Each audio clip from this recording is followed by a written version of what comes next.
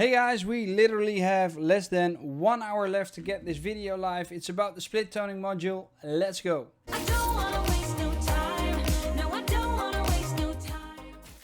The split tone module in Darktable allows you to change the colors of the shadows and highlights of an image. For the best result, it's important to make sure that you use complementary colors.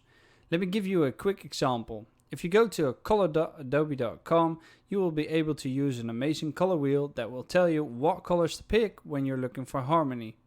In this example, we're using the complementary option with a focus on teal and orange. It will show you the HTML code and automatically change when you move the circles around. It will show you a color scheme as well, which means that if you use these colors, you will have an aesthetically pleasing image. Now let's use this in Darktable. In Darktable, there are two ways to adjust the colors. The first way is to move the hue slider around to pick your desired color. After that, you can increase or decrease the saturation to determine its strength. Let's say you want to use the HTML codes from the Adobe page. You need to click the color and a box pops up. Within that box, you can select preset colors which have different shadings as well. When you click on the plus sign under custom, you will have the option to fill in the HTML code that we've just seen on the Adobe color space.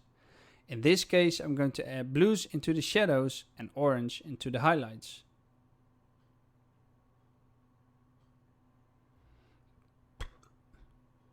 And here we have a before and after. We've got a snapshot with the changes applied and one step before the split toning.